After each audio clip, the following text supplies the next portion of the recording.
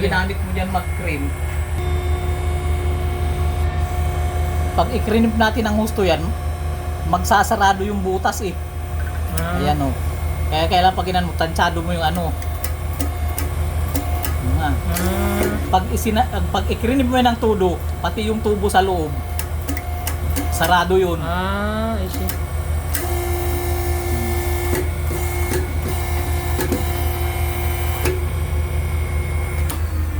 Pag nagsarado yun, di ulit ka na naman. Ilang beses na kaming nasaraduhan yung mga pa lang noon ni Eddie eh. Yung bago-bago pa lang ano noon. Eddie. Practice na. Oo.